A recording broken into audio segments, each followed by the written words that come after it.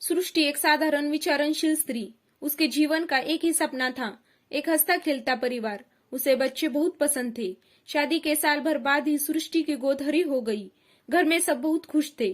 सृष्टि की खुशी तो जैसे सातवें आसमान पर थी। अब वह अपनी कोख में पल रहे बीज के लिए मातृत्व को महसूस करने लगी थी। पर नीति ने सृष्टि के लिए कुछ और ही तय कर रखा था। कुछ असामान्यताओं के चलते उसका गर्भपात हो गया।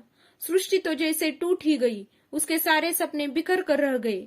जब वह अस्पताल से घर आई तो उसे एहसास हुआ कि सिर्फ उसकी जिंदगी ही नहीं बल्कि परिवार के लोग भी बदल गए हैं।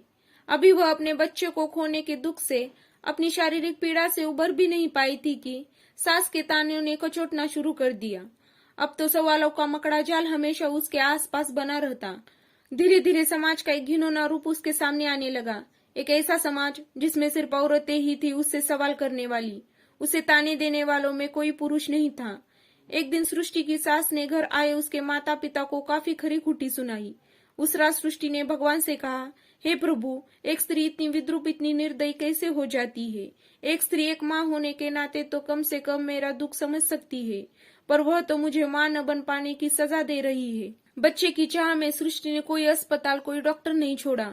न ही शरीर में ऐसी कोई जगह ही छूटी थी जिसमें सुई चुभने की वेदना न हो। पर असल वेदना तो उसके मन मस्तिष्क में छुपी हुई थी। समाज का डर, माता पिता के अपमान का डर, बांझ कहलाए जाने का डर। इन सब के बीच वह अपनी मातृत्व की पीड़ा को भूल गई। इसी तरह 7 साल बीत गए। जीवन में आया तूफान थमने का नाम ही नहीं ले रहा था। सीमेंट से बना बांध भी कई बार पानी में आए तूफान को रोकने में असमर्थ होता है। फिर सृष्टि तो हाड़ मांस की बनी थी। विचारों के तूफान को रोक नहीं पाई।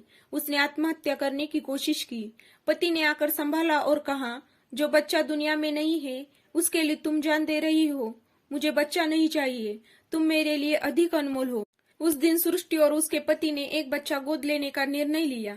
घर में उन्होंने किसी को कुछ नहीं बताया था।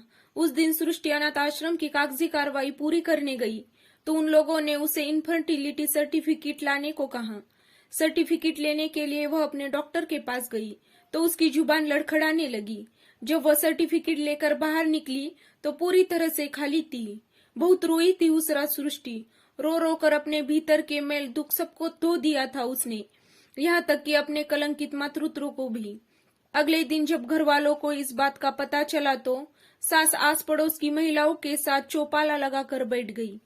वह सबको कह रही थी कि खुद से हो नहीं पाया तो अब पता नहीं किसका पाप उठाकर घर में ला रही है। हमेशा चुप रहने वाली सृष्टि उस दिन बोल ही पड़ी, आप लोग मुझे इस तरह क्यों प्रताड़ित कर रहे हैं।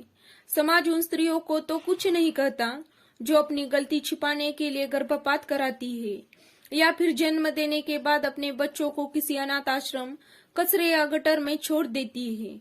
आप लोगों को क्यों समझ में नहीं आता कि मैंने अपनी मर्जी से यह बांझपन नहीं अपनाया। मातृत्व के लिए कोख की नहीं बल्कि ममता की जरूरत होती है।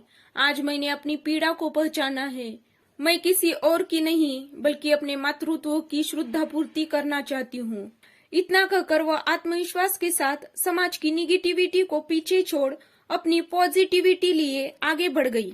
अगर मेरी ये कहानी आपको अच्छी लगी हो तो वीडियो को कर दीजिए लाइक, शेयर और सब्सक्राइब।